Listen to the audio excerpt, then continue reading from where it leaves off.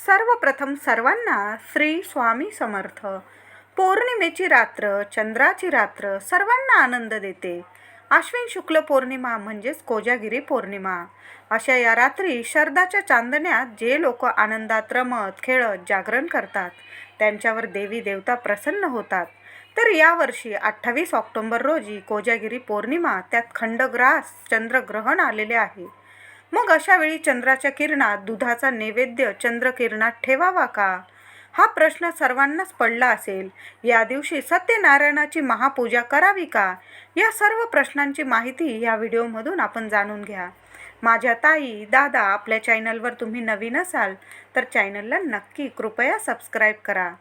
यावर्षी 28 ऑक्टोबर 2023 रोजी शनिवारी कोजागिरी, त्याचबरोबर या दिवशी खंडग्रास चंद्रग्रहण आलेले आहे. ग्रहणाचे वेध 28 ऑक्टोबरला कोजागिरी पौर्णिमेच्या दिवशी दुपारी 3:10 ग्रहण मोक्षापर्यंत म्हणजेच ग्रहण संपेपर्यंत वेद पाळावेत.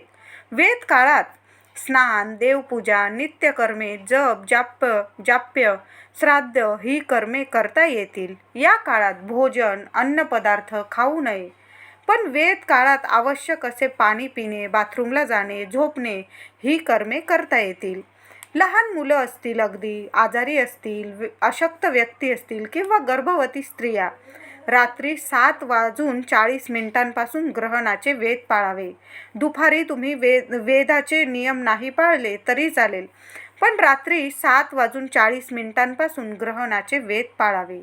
या दिवशी दुपारी 3:10 वेदाचे नियम नाही पाळता आले तुम्हाला, तर रात्री 7:40 ग्रहणाचे वेद पाळावे. ग्रहण पर्व काळात रात्री 1:05 ते मध्यरात्री 2:23 पाणी पिणे, भोजन करणे, बाथरूमला जाणे, झोपणे ही कर्मे करू नये. 1 ते सव्वा तास ही कर्मे अजिबात करू नये. गर्भवतींनी ग्रहणाचे वेद म्हणजे रात्री 7:40 ते मध्यरात्री 2:23 वेदाचे नियम पाळावेत. या दिवशी कुठलेही काम करू नका. जप, मंत्रजप, नामस्मरण करत बसावे. जास्त बसता नाही आलं तुम्हाला, 8वा 9वा महिना असेल किंवा बेड रेस्ट सांगितला असेल तर झोपून तुम्ही नामस्मरण केले तरीही चालेल. तर ग्रहण काळात गर्भवती महिलांनी आपल्या उजव्या मुठीत तुळशीचं पान धरून बसायचं आहे. ग्रहण लागताच 1:05 ते 2:23 रात्री ग्रहण काळात गर्भवती महिलांनी उजव्या मुठीत एक का होईना तुळशीचं पान धरून बसा. ग्रहणाचा कुठलाही वाईट परिणाम तुमच्या तब्येतीवर, तुमच्या होणाऱ्या बाळावर अजिबात होणार नाही. या काळात विष्णू सहस्त्र नामावली तुम्ही यूट्यूबवर ऐकलं तरीही चालेल किंवा तुम्ही मंत्रजप केला तरी चालेल. श्री स्वामी समर्थांचा मंत्रजप केला तुम्ही तरीही चालणार आहे. तर या दिवशी रात्री 12 वाजता आपल्याला कोजागिरी पौर्णिमेचे लक्ष्मी पूजन करायचे आहे.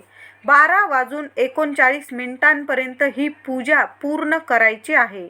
या दिवशी खंडग्रास चंद्रग्रहणाचे वेध दुपारी रात्रीपासून लागलेले असल्या कारणाने दुधाचा नैवेद्य चंद्रकिरणात ठेवू नये. घरात कोजागिरीची पूजा मांडलेल्या ठिकाणी पाटावर दुधाचा नैवेद्य दाखवून त्या दुधात सुद्धा आपल्याला तुळशीपत्र टाकूनच दुधाचा नैवेद्य दाखवायचा आहे. त्याशिवाय दुधाचा नैवेद्य पूर्ण होत नाही. तुळशीपत्र टाकूनच द्यायचे. मी म्हणेल वेद लागले 3:10 तेव्हापासूनच आपण पाण्यात, भोजनात, प्रसादात सगळ्या ठिकाणी तुळशीपत्र टाकून द्यायचे आहे. गर्भवती महिलांनी वेद काळात सुद्धा आपल्या हातात उजव्या मुठीत आपल्या तुळशीपत्र घेऊन बसला तुम्ही तरी चालेल. आणि तुम्हाला बाथरूमला वगैरे जावं लागलं ते तुळशीपत्र ठेवून द्या. एखादी ताटली ठेवा जवळ, त्या ताटलीत ठेवून द्या. बाथरूमला वगैरे जाऊन आला, स्वच्छ होऊन आला, हातपाय धुवून घ्या, पुन्हा ते तुळशीपत्र तुम्ही तुमच्या मुठीत धरून बसू शकतात. असा नियम जर तुम्ही पाळला, बाकी काही नियम नाही पाळले, फक्त काही कामं करू नका, बाकी फक्त तुळशीपत्र हातात धरून बसा आणि नामस्मरण करत बसा, कुठलाही ग्रहणाचा दोष तुम्हाला, तुमच्या बाळाला अडचण निर्माण करणार नाही. तर दुधाचा प्रसाद म्हणून घरातील व्यक्तींनी केवळ प्रसाद म्हणून दुधाचा नैवेद्य दाखवल्यानंतर बाहेर तुम्हाला चंद्राच्या ठिकाणी दुधाचा नैवेद्य दाखवायचा नाही, कारण ग्रहण चालू असल्या कारणाने आपल्याला नैवेद्य चंद्राची किरणं त्या दुधात पाडायची नाही. म्हणून आपण जिथं पूजा मांडलेली आहे कोजागिरी पौर्णिमेची, लक्ष्मीपूजन, इंद्रदेवतांचं पूजन, कुबेरांचं पूजन, चंद्रदेवतांचं पूजन, माता लक्ष्मी, श्रीहरी विष्णूंचं पूजन आपण जिथं करत आहोत तिथं आपल्याला हा दूध अमृताचा नैवेद्य दाखवायचा आहे आणि नंतर पळीभर चमचाभर दूध प्राशन करायचं आहे. पण ते दूध प्राशन आपल्याला 1 वाजेच्या आतच करायचं आहे. 1 वाजताच 1 वाजून 5 मिनिटांनी चंद्रग्रहण सुरू होणार आहे. तेव्हा अजिबात पाणीसुद्धा पिऊ नका. 1 ते सव्वा तास पाणी पिणं वगैरे टाळा. राहिलेलं दूध दुसऱ्या दिवशी तुम्ही पिलं तरी चालेल. त्या दिवशी तुम्ही फ्रीजमध्ये वगैरे ठेवून द्या, किंवा तुमच्याकडं फ्रीज नसेल एखाद्या परातीत पाणी टाका माठातलं वगैरे थंड, आणि त्या पाण्यावर ते दुधाचं भांडं ठेवून द्या, झाकून ठेवून द्या. तुमचं दूध अजिबात खराब होणार नाही. ज्यांच्याकडं आधीच्या काळी आमच्याकडं फ्रीज वगैरे नव्हतं तेव्हा रात्रीचं दूध आम्ही अशाच प्रकारे एखाद्या परातीत पाणी ठेवून त्यात ते दुधाचं भांडं ठेवून नीट झाकण ठेवून असं ठेवायचो, तेव्हा दूध कधीही खराब व्हायचं नाही. कोजागिरी पौर्णिमेला पण कोजागिरी पौर्णिमेला थंडावाच असतो, दूध काही खराब होणार नाही. या कोजागिरी पौर्णिमेला चंद्रग्रहण असल्यामुळे सत्यनारायणाची महापूजा आपल्याला सकाळीच करायची आहे. दुपारी 3:10 ग्रहणाचे वेद नियम पाळावे लागतील, म्हणून तुम्ही सत्यनारायणाची महापूजा सकाळीच करून घ्यावी. सकाळी 12-1च्या आतच करावी. वेद काळात सत्यनारायणाची पूजा अजिबात करू नये. सत्यनारायण देवांना प्रसादाचा नैवेद्य दाखवू नये वेद काळात. त्याआधी जर तुम्ही प्रसाद दाखवला तर चालणार आहे. सकाळीच पूजा करून घ्या. यासाठी या दिवशी 28 ऑक्टोबर कोजागिरी पौर्णिमेला सकाळीच पूजा करावी.